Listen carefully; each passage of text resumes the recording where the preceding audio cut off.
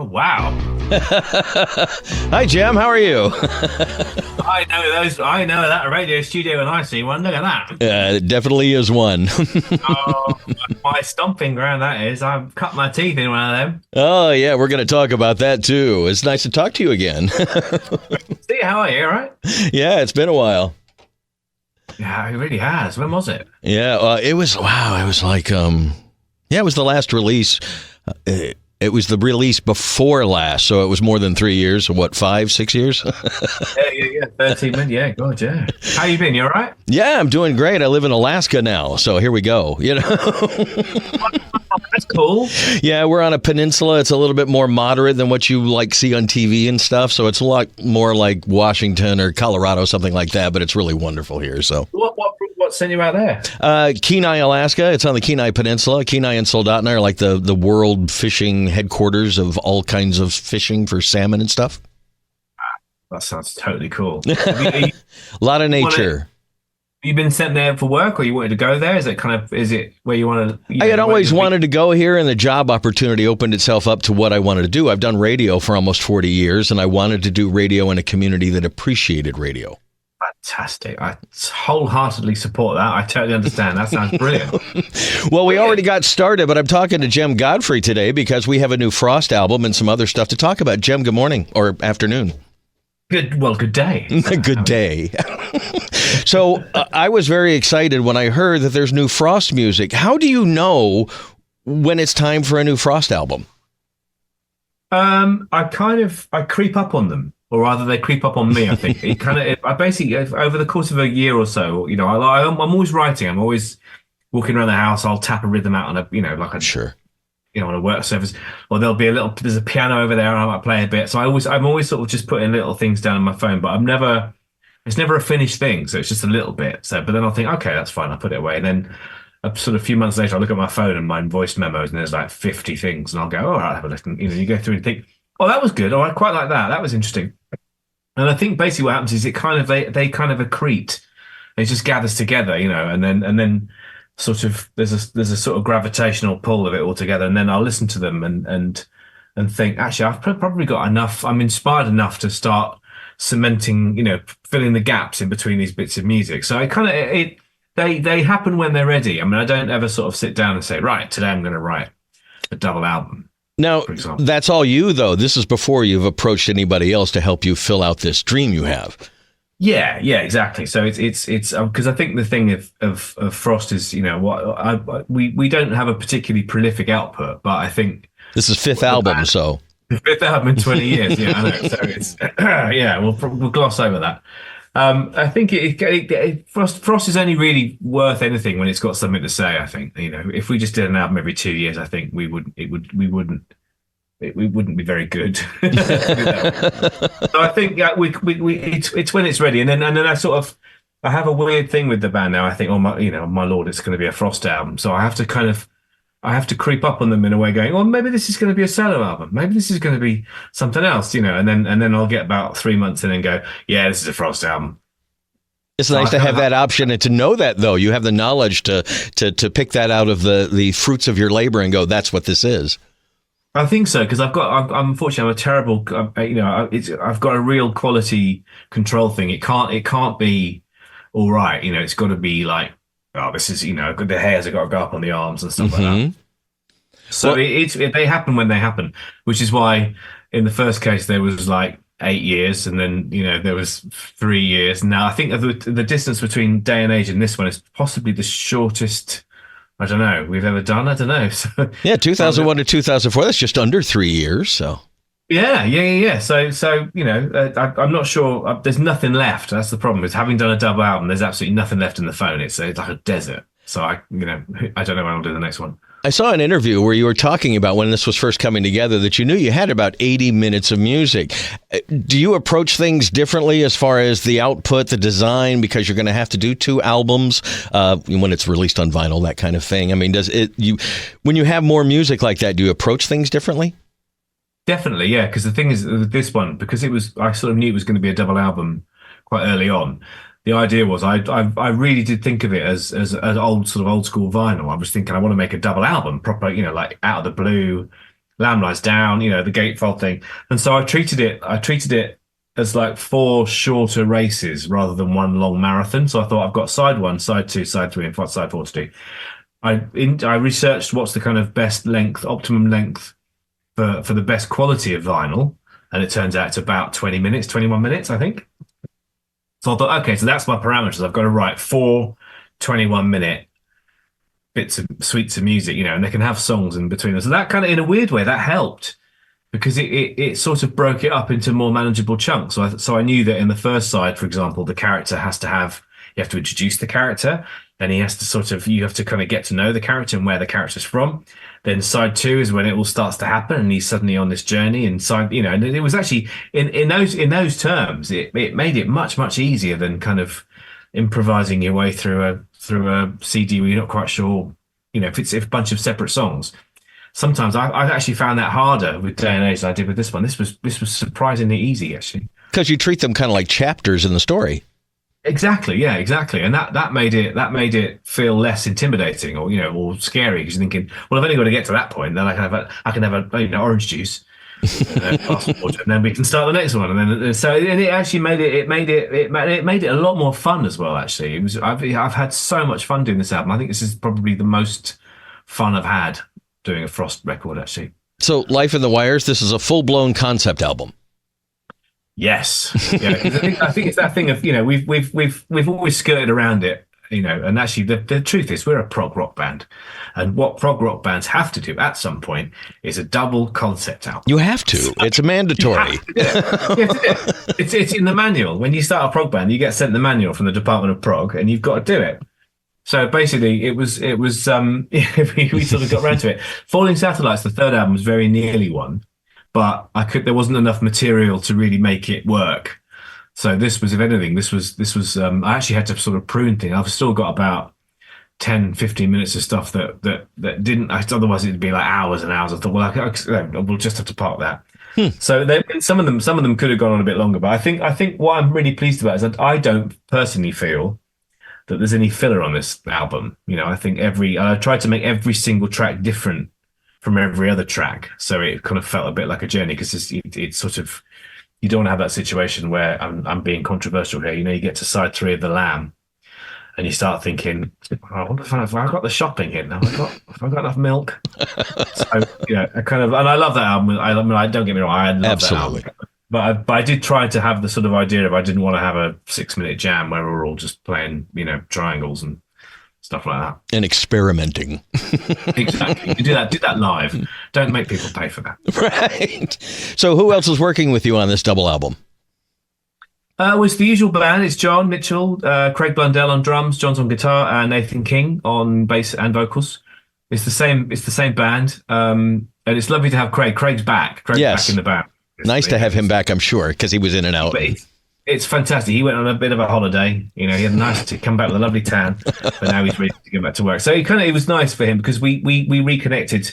He's so busy with the Steves, right? This week, the Steves and everything else. And then I think because he very kindly stepped in to play drums for us on the Day and Age tour that we did, the little UK tour.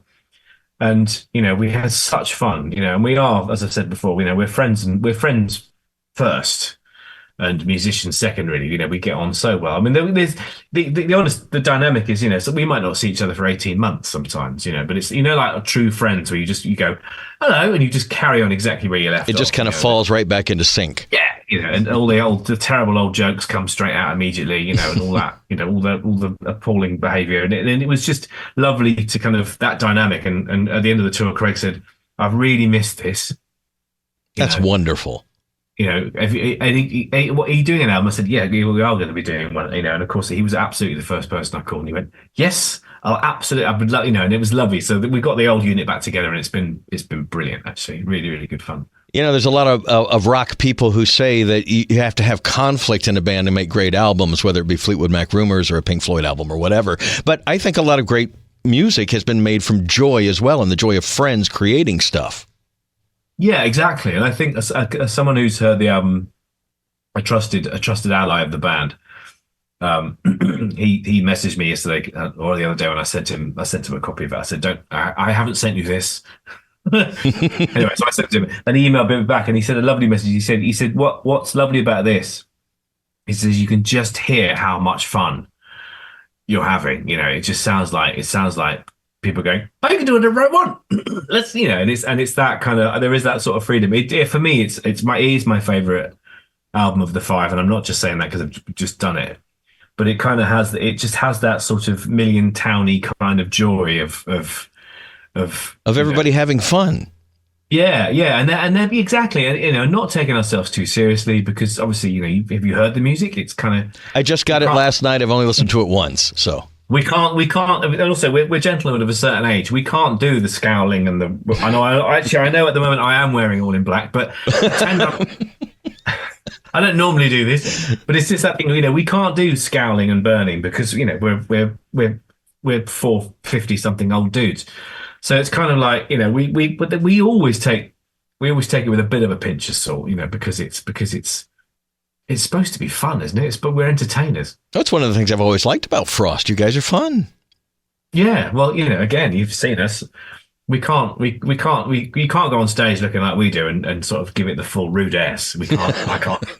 I can't. Jordan can pull that off brilliantly. I can't. So, yeah, no, we just have a laugh, you know, we just have a laugh. I think that's the point of it, is because, you know, progressive rock, there was always, and certainly with bands like Genesis and stuff, there was always an element of humor in those bands, you know, and England and those fantastic sort of, those sort of quirkier English bands, even, you know, Gentle Giant, there is always a little bit of a sort of a glint, you know, a little twinkle. Mm-hmm. I totally agree. XTC and more. XTC, you know, exactly right. There's the kind of bit where you're sort of almost looking at the camera going, "I know, right?" You know, there's that sort of thing going on, and that's humor's always been a part of prog, I think. I think it should be. Otherwise, you get too serious with elves and flutes and you know some of the trappings that are in the old prog music. You know. Exactly right. So what do you like off the album? We got a single a couple of weeks ago, Life in the Wires Part 1, which kind of was an allusion to the fact that this is going to be a concept-y thing. There will be a Part 2. Yes, there is a Part 2. The thing is, the Part 2 is 15 minutes long, so it doesn't really lend itself although actually single 2, which is coming out this week. I don't know when this is being broadcast in terms of time, but it's September now, start of September, and single 2 is coming out at the end of this week, called Moral and Consequence, and that's 8 minutes long. So we're already slightly pushing the boundaries. So I can't really call it a single. It's more like a promo track, I suppose. Yes. Now, in the email, I'm not supposed to talk about any details. Can we talk about when this is coming out now, and how many tracks on it and that kind of thing? October 18th is coming out. Yeah, it's all there. 14 tracks of Frost goodness. Yeah, and 86 minutes, I think. 86? That's a lot of work. It is, yeah. Well, the thing is, what was lovely about it was I managed to, I did it from January to May this year, basically. So I cancelled all my engagements. I told all my children to go away, you know, and everything. I boarded up the door. And I just spent 5 months just really immersed in it, because John Mitchell when he does his Lonely Robot albums, he very famously he has a month. He goes, right, it's the first of the month. By the 30th of the month, we'll have the album finished. You know, I've always been quite inspired by that, and he always does it. You know, he kind of burns through it and comes out with this thing. Me being the way I am, for his month, for me, it's five. Basically. So I just locked and I worked every day, and you know, I just played and I wrote, and I set the studio up, and I played guitar and I sang, and it was snowing outside, and I had the fire going. I live out in the countryside in the UK, and I've got to tell you, I was grieving when it was finished, because it was so much fun, so much fun. You suddenly realise how much fun these bands would have had in the 70s and 80s when there was actually money in music. And you could do it for a career. You just think, you lucky guys. You know, it was. I know, right? I know. The rest of it, I've got my paper round, which takes ages. You know, I've got to deliver milk. All these different things I've got to do to sort of pay the rent. But yeah, no, it was brilliant. It was absolutely brilliant. I loved every second of it, and I would do it again tomorrow in a heartbeat if I could afford it. You began your career in something like this, producing and doing that thing, and you got into producing. How was working with folks like Ronan Keating and even Lulu back in the day?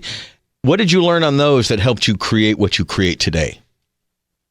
I learnt. Well, I think it's what's lovely about it is not to be embarrassed about the creative process, because I think in the UK there's still a sort of a bit of the British kind of psyche is, I'm terribly sorry.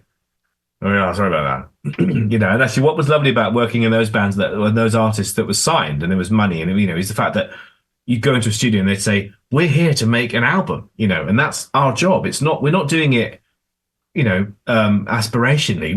We've arrived. This is it. I'm the artist, you're the producer, we're making an album. And that's such a weird and lovely thing when you're not sort of doing, and I've obviously, we've all had this as musicians where you spend 20 years with your demo tape, or used to in the 90s, you send it to the record company, they tell you to go away. But when you get sort of break through that to a point where you're doing it for a living, it's the most fantastic sort of feeling of this is what I do. I go and write songs with people. And I always had a little bit of a guilt with it because, again, it's the English way, as Pink Floyd saying. But at the same time, it's a lovely when you're surrounded by people who really are trying to get this to happen. It's brilliant. It's brilliant. The other thing I learned is that Lulu swears like you wouldn't believe. That I wouldn't have guessed. Oh, even I blushed. But she's absolutely lovely. She was absolutely lovely. But yeah. We'll leave it there. We'll just leave it right there. I'll leave that hanging in the air for everybody. So this is your baby. You love it. But is there anything in particular, like one particular song that just hits you in the feels that you just really love? Oh, that's a great question. There's a couple. I mean, there's a track which is the start of side 2 called Evaporator, which I really like, because that kind of happened. That sort of it happened by accident. It was one of those weird songs that I was sitting by the piano and it's Hyperventilate on the first album was another one where basically I just played it on the piano in a thinking, wow, and it kind of wrote itself. Evaporator was another one like that, including the melody and the lyrics, which were sort of half improvised, but they ended up sort of sounding like the words I ended up singing. So that I'm really pleased with that. And I think that's another sort of Frost. And this obviously you're asking me to say why I think I'm brilliant. Which is no, just what what we all create things. I'm in radio. I create a commercial that I'm particularly proud of, or a break I did on the radio that was live and it was spontaneous, but it was something creative. And I go, that was pretty darn good. So I'm not asking you to pat yourself on the back, but we do create things that we go, that one wasn't too bad. Well, this is it. And I think that's the thing with the track Evaporator. I'm always trying to do things I haven't done before. And I think that particular track, that was me. I remember thinking Frost hasn't done that before. And I quite like that. It kind of has this strange arrangement. And then John does this brilliant solo in the middle, which is all 3 parts, Steve Vai kind of, really, because this is brilliant. And that was brilliant fun to do. And I think, so there's that. I really like that. Actually, Moral and Consequence is a track I quite like, because it reminds me a little bit of Black Light Machine in the fact that it's a song of 2 halves. So you've got the vocal bit and then you get this kind of mad instrumental at the end. So I quite like that we managed to do that again in a way, which is quite nice. There's a few actually. There's a track called Propaganda, which is on the 3rd side, which is this big heavy sort of 6/8 thing. And what I quite like about that is you got this massive heavy riff, but at the end I've managed to do that little we have milkmen in the UK, these guys who deliver milk. Sure. And there's a sort of kind of parody that they all whistle. They go. I managed to get this in at the end of this super heavy track. I've basically got this milkman whistling at the end. So I like the juxtaposition. Again, it's the humor thing. It's super heavy song, but at the same time, I am sort of, taking the Mickey, as we say, a little bit, sort of going, we're not that band. Is that why you chose? I mean, you had options when you first formed Frost. You could have done any kind of music. Is that why you do prog? Because you can pretty much do anything you want in a prog song. I think so. And also, I mean, again, my brother Simon was when I grew up, it's always the way with the older brother. They sort of beat you up until you like the music they like. And actually, my first love was electronic music. I liked OMD and Depeche Mode, and that's what I like, synthesizers and Yazoo and Vince Clarke and those sorts of bands. Visage, Sparks was another band I really loved. But Simon went, no, you will listen to prog. And so it's that kind of thing. And so after half an hour of beating, I did sort of listen to a bit of Genesis and thought, actually, this is great, and I really enjoy it. So because again, it's the keyboard playing thing, and I was always obsessed with synthesizers. So I think a kind of the prog thing in a way was after doing the pop stuff, it was just like sort of coming home in a way, because I was in this weird world where you have to be very super cool. Sure, right. Everything's hip and now and happening. Yeah, exactly. Well, I'm just this bloke from South London, I don't, I can't do that. So prog thing is like my comfort blanket, I think, in some respects. So it was always going to be the thing I would do when I needed a bit of a hug musically, I think. I listen to music for that same reason. So Exactly right. It's a great unifier, isn't it? It is. It really is. Music to me is everything. Music is life. So thank you for making music that makes my life better, because I really enjoy Frost. Well, I really appreciate you saying that. It means a lot. Thank you very much. I mean, that's a personal thing, but that's also, you're one of the reasons why I created a progressive rock radio station 12 years ago, because I was going to shows here in the United States, a variety of shows that were sold out. People were buying merch and nobody was playing the music. This was before Spotify and stuff. And now we're still here and interviewing you and talking to you about a new album that comes out October 18th. I can't wait. Well, this is the thing, in the middle of all this technology and everything else, I think exactly as you just said, love of music and passion for it, overrules everything. It wins it all, doesn't it? We're still here, and who knows what will be happening in another 12, 15 years technologically, but hopefully we'll still be here making music and talking about music and, and loving music, and that's the human victory, I think. Well, thank you for helping us with it. Well, I appreciate it. Thank you very much. I love your studio. This is one of several in this building. As modern times dictate, we have to have multiple stations in a building, but... Of course. No, it's brilliant. Dude, thank you so much for taking the time today. The album comes out on October the 18th, and we're not supposed to talk about tour yet, but hopefully that comes together somehow, some way. Yes. I mean, I was talking about this earlier, actually.